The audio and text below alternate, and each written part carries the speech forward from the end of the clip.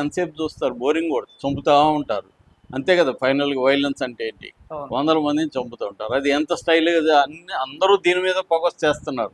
ఎంత stylised violence తీయాలి, ఎంత దారుణంగా ఊహించని విధంగా చంపాలి, దీని మీదే ఎట్లాంటి ఆయుధాలు వాడాలి, ఇదే చేస్తున్నారు. కానీ కథలో భాగంగా వైలెన్స్ ఉండాలి, క్యారెక్టర్కి రిలేటబుల్గా వైలెన్స్ ఉండాలి అన్న యాంగిల్ మర్చిపోతున్నారు. దీంట్లో కూడా అదే ఉంది. స్టైలైజ్డ్ వైలెన్స్ ఉంటుంది, మనకేమీ అనిపించదు.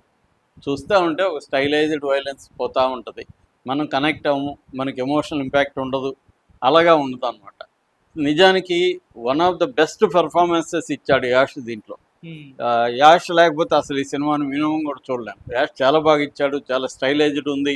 అతనికి తన బాడీని ఎలా ఉపయోగించుకోవాలో యాష్కి తెలిసినట్టు ఇండియాలో ఏ స్టార్కి తెలియదని చెప్పచ్చు, అంత బాగా చేశాడు. అతని డైలాగ్స్ కానీ, అతని చూపు కానీ, అతని బిహేవియర్ కానీ, అతని బాడీని ప్రజెంట్ చేసిన విధానం కానీ ఎక్స్ట్రాడినరీగా ఉన్నాయి. అవన్నీ వేస్ట్ అయిపోయినాయి సినిమాలో. దాన్ని ఈమె పర్ఫెక్ట్గా వాడుకోవడంలో ఫెయిల్ అయింది. సో క్లియర్గా ఏంటంటే ఈ సినిమా ఎందుకు ఆమెకి అన్నీ చెప్పాలి, తనకు తెలిసిందంతా చెప్పాలి, తన సైకాలజీ చెప్పాలి, తన ఫెయిరీ టేల్ చెప్పాలి, తన ఫిలాసఫీ చెప్పాలి, తన థీమ్స్ అన్నీ పెట్టాలి అనుకోవడమే ప్రాబ్లం. ఒక కథ ఏంటి, ఆ కథకి మనం ఎంత చెప్పాలి. అందుకనే కిల్లింగ్ ద బేబీస్ అనే హాలీవుడ్ స్క్రీన్ ప్లేలో ఒక కాన్సెప్ట్ ఉంది. అంటే నీకు నీ బేబీస్ నువ్వే చంపేయాలి, నీకు బెస్ట్ సీన్లు అనుకున్నవన్నీ కూడా నువ్వు చంపేయాలి కథకు పనికి రాకపోతే. అది చేయలేదు ఈమె. స్క్రీన్ ప్లేలో కానీ కిల్లింగ్ ద బేబీస్ చేస్తుంటే ఇది గొప్ప సినిమా అయింది. గొప్ప సినిమాకి కావాల్సిన థీమ్ ఉంది, కాన్సెప్ట్ ఉంది. ఫర్ ఎగ్జాంపుల్ టాక్సిక్ అని పేరు కూడా toxic relationships, toxic power, toxic behaviour, toxic masculinity, ఇవన్నీ టాక్సిక్ ఫ్యామిలీ రిలేషన్షిప్స్, ఇలాగ ప్రతిదానికి టాక్సిక్ అప్లై చేసే విధంగా టైటిల్ కూడా చాలా మీనింగ్ఫుల్గా పెట్టారు. నిజానికి సినిమా చూస్తే టైటిల్ పక్కాగా సరిపోతుంది. సో అంటే ఒక క్రైమ్ ద్వారా ఎదిగి అదే వ్యక్తి అదే క్రైమ్ ద్వారా రిలేషన్షిప్స్ ద్వారా అతను ఎలా పతనమయ్యాడు, ఒక రకంగా self destruction of the hero అనమాట ఈ సినిమా. తాను డిస్ట్రక్షన్ ఎలా చేసుకున్నాడు, తను ఒక స్థాయికి ఎదిగినాక తాను డిస్ట్రక్షన్, ఇది బేసిక్గా. ఇది ఆమె ఖచ్చితంగా ఫెయిల్ అయింది. డైరెక్టర్ ఫెయిల్ అయ్యాడు, నిజానికి ఫెయిల్ అయింది. నిజానికి బ్రహ్మాండమైన డబ్బులు ఉన్నాయి, స్క్రీన్ ప్లే ఫెయిల్ కాకపోయింటే మంచి గ్లాసీ ఫిల్మ్ ఉంది, హాలీవుడ్ స్టైల్ టెక్నీషియన్లు ఉన్నారు, అన్నీ బాగున్నాయి. కానీ స్క్రీన్ ప్లేలో ఒక ఫోకస్ లేకపోవడం, ఒకదాని మీద కాన్సన్ట్రేట్ చేయలేకపోవడం, ఇటు కేజీఎఫ్ స్టైల్ కావాలి, సైకలాజికల్ ఎలిమెంట్లు కావాలి, థీమ్స్ చెప్పాలి, తర్వాత ఇందాక చెప్పినట్టుగా ఆ పీరియడ్ని ఆ ఓల్డ్ బిల్డింగ్ చేయాలి, ఇవన్నీ టూ మెనీ టాస్క్స్ని ఒక దగ్గర మిక్స్ చేయడంలో ఫెయిల్ అయింది. సో అందువల్ల చాలా చోట్ల లెంగ్తీ బోరింగ్ రిపీటెడ్గా ఉంటాయి, కన్ఫ్యూజన్ ఉంటుంది.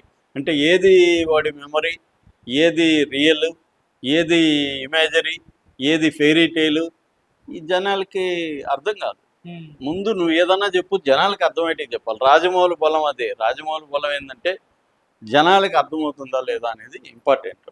దీంట్లో ఈ ఇంటలెక్చువలిజం వచ్చేసి నేను స్టైల్ ఉంది, నాకు అది ఉంది, ఇది ఉంది, థీమ్ ఉంది, సైకలాజికల్ యాంగిల్ చెప్పాలి, అవన్నీ దీంట్లో పెట్టడం వల్ల ఏమైందంటే కన్ఫ్యూజ్ అయిపోయింది, బేసిక్గా ఫోకస్ పోయింది. అది దీని బలహీనత. అయితే దీంట్లో ప్లస్లు లేవంటే ప్లస్ యాషే ప్లస్. దాని తర్వాత నయనతార చాలా బాగా చేసింది. నయనతారకి ఇంకా మంచిగా స్క్రీన్ కానీ ప్రజెన్స్ ఇచ్చునుంటే చాలా బాగుండేది. గంగాగా చేసింది ఆమె. ఈ గ్యాంగ్స్టర్ని గ్యాంగ్స్టర్ని మోనస్టర్గా మారడంలో ఆమె రోల్ కూడా ఉందని ఆమె గ్రహిస్తుంది. అదంతా బాగుంది యాక్చువల్గా. అలాగే కైరా అద్వాని వండర్ఫుల్గా చేసింది. యాష్ తర్వాత బెస్ట్ యాక్టర్ ఎవరంటే ఈ సినిమాలో కైరా అద్వాని. ఆమె కూడా అన్ప్రెడిక్టబుల్గా డార్కర్ సైడ్ చాలా బాగా చేసింది. సో ఇవన్నీ బాగున్నాయి. కాకపోతే ఇందాక చెప్పిన ఫెయిల్యూర్. సో పెర్ఫార్మెన్సెస్ బాగున్నాయి, కెమెరా వర్క్ అల్టిమేట్ ఉంది, ఒక హాలీవుడ్ స్టైల్ కెమెరా వర్క్ ఉంది. తర్వాత యాక్షన్ సీక్వెన్సెస్ చాలా బాగున్నాయి. మ్యూజిక్ అనీవన్గా ఉంది, కొన్ని చోట్ల బాగుంది, కొన్ని చోట్ల నేను చాలా చెప్పగలను ఎక్కడెక్కడ నుంచి ఎత్తాడు. In the mood for love, Donnie Darko, requiem for the dream, dark knight, ఈ సినిమాల నుంచి అంతా ట్రాక్లు ఎత్తి పెట్టేశాడు మనోడు. దాన్ని మెర్జ్ చేయడం కూడా కరెక్ట్గా చేయలే. అక్కడ ట్రాక్స్ అంతా హాలీవుడ్ ట్రాక్స్ నేను ఓఎస్టీలు వింటుంటా, ఒరిజినల్ సౌండ్ ట్రాక్ అని సపరేట్గా దొరుకుతాయి హాలీవుడ్లో, అవి ఎక్కువ వింటుంటాను నేను. సో ఈ సినిమాలో నుంచి లేపి పెట్టాడు, ఎందుకంటే అవన్నీ పాపులర్. ఇంత 3 ఫర్ లవ్ అయితే వెరీ వెరీ పాపులర్, అవన్నీ ఎత్తి పెట్టాడు మనోడు. సో సరిగ్గా బ్యాక్గ్రౌండ్ స్కోర్ అయితే సరిగ్గా కుదరలేదు ఈ సినిమాకి.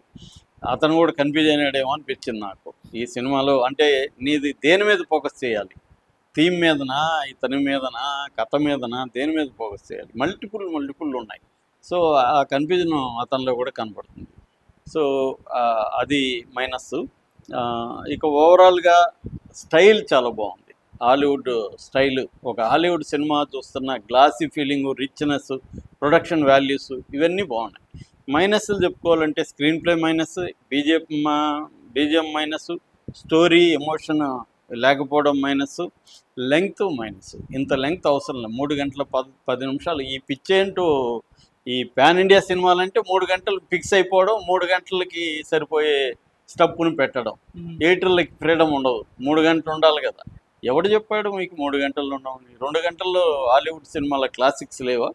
సో ఇదొక పిచ్చి, దానివల్ల పాటలు పెట్టడం, దానివల్ల ఇంకేదో ఫైట్లు సాగదీయడం, ఇవన్నీ మన వాళ్ళు చేస్తున్నారు. ఫస్ట్ ఆ పిచ్చి వదిలేసి మీరు 2.5 గంట కంటే ఎక్కువ ఉండకూడదు అనే ఒక రూల్ పెట్టుకొని చేస్తే చేస్తారు. లేకపోతే ఇది అనవసరం. నేనైతే 40 నిమిషాలు లేపేస్తాను ఈ సినిమాలో, ఈజీగా 40 నిమిషాలు లేపేయచ్చు. ఏమి నా సినిమాకి నష్టం లేదు, మేలు జరుగుతుంది. సో ఇవి మైనస్లు. ఓవరాల్గా నా rating 2.75 out of 5. Okay sir, thank you so much. టెక్నికల్గా వండర్ఫుల్ ఇది ఉంది. అలాగే ఫిమేల్ 5 మంది కంప్లీట్గా ఫిమేల్ హీరోయిన్స్ దీంట్లో ఉన్నారు. సో ఇక కథగా చెప్పుకుంటే ఇదేంటంటే గోవాలో జరుగుతుంది. గోవాలో 1930s, 40s, 50s అంటే డికేడ్స్ లాంగ్ జరిగే స్టోరీ. గోవా అనేది ఏంటంటే 1510 నుంచి అంటే 16th సెంచరీ. 1510 అంటే 1510 నుంచి 1960 వరకు పోర్చుగల్ అధీనంలో, పోర్చుగీస్ పరిపాలనలో గోవా ఉన్నింది. ఆ టైంలో అంటే దాదాపు 450 ఏళ్ళు పోర్చుగీస్ పరిపాలనలోనే ఉంది. బ్రిటిష్ పరిపాలనకి గోవా వెళ్ళలేదు. మన దేశంలో కొన్ని ప్రాంతాలు పోర్చుగీస్ పరిపాలనలో ఉన్నాయి, అందులో గోవా ఒకటి. గోవా హెడ్ క్వార్టర్ కూడా ఇండియాలో ఉన్న ఇతర పోర్చుగీస్ ప్రాంతాలని గోవా నుంచే వాళ్ళు పరిపాలించారు. అటువంటి గోవాలో అది కోస్టల్ టౌన్ కాబట్టి అక్కడ స్మగ్లింగ్ కానీ ఇతర డార్క్ యాక్టివిటీస్ జరుగుతుంటాయి. అందులో ఇతను యాష్ రాయ అనే ఒక అతను వచ్చి అక్కడున్న అనేక గ్రూప్స్ని డామినేట్ చేసి అతను ఎలాగా ఒక క్రిమినల్ సామ్రాజ్యాన్ని స్థాపించాడు. ఈ క్రమంలో అతను చుట్టూ ఉన్న వాళ్ళే అతనికి ఎనిమీస్గా మారితే ఎలా ఉంటుంది, ఫైనల్గా అతని కొడుకే అతనికి ఎనిమిగా మారితే ఎలా ఉంటుంది. ఇది బేసిక్గా అంటే the rise and fall of a gangster. ఇది ఇలాంటివి చాలా వచ్చాయి మూవీస్, కొన్ని 100 వచ్చాయి యాక్చువల్గా. అయితే దీంట్లో స్పెషల్ ఏంటి అనుకున్నప్పుడు స్క్రీన్ ప్లే చూసుకున్నప్పుడు, స్క్రీన్ ప్లేలో ఇతను బరియల్ గ్రౌండ్ సీక్వెన్స్ దగ్గర నుంచి మనకి స్టార్ట్ అవుతుంది. అక్కడ నుంచి ఇతను ఓల్డ్ బిల్డింగ్, ఆ ప్రపంచాన్ని అంటే ఆ క్రిమినల్ వరల్డ్, ఆ గోవా పీరియడ్ సెటప్ ఇదంతా బిల్డప్ చేసుకుంటూ క్యారెక్టర్ ఇంట్రడక్షన్స్, క్యారెక్టర్ మధ్య రిలేషన్షిప్స్ ఇవన్నీ జరుగుతూ వస్తాయి ఫస్ట్ హాఫ్. సో ఫస్ట్ హాఫ్లో మేజర్గా చెప్పుకోవాల్సింది ఏంటంటే ఓపెనింగ్ బరియల్ గ్రౌండ్ సీక్వెన్స్ బాగుంది. అలాగే ఒక రాయల్ సర్కస్ ఫైట్ ఒకటి చాలా అల్టిమేట్ ఉంది. ఫైట్ ఒక హాలీవుడ్ స్థాయి, జేజే పెర్రీ మార్క్ అక్కడ కనబడుతుంది, హాలీవుడ్ స్థాయి ఫైట్ ఉంది. అలాగే ఇంటర్వల్ బ్లాక్ కూడా ఒక ఇంట్రెస్టింగ్ బ్లాక్ ఉంది. ఈ 3 తప్పితే ఫస్ట్ హాఫ్ అంతా పరమ బోరింగ్గా ఉంది, కన్ఫ్యూజింగ్గా ఉంది. అంటే ఎవరు వస్తున్నారో తెలీదు, ఎవరికి ఏ రిలేషన్షిప్పో తెలీదు. ప్రతి 3 నిమిషాలకి లేకపోతే ఒక 5 నిమిషాలకి మనుషులు చనిపోతూ ఉంటారు, ఎందుకు చనిపోతూ ఉంటారో కూడా తెలియదు. Highly confusing,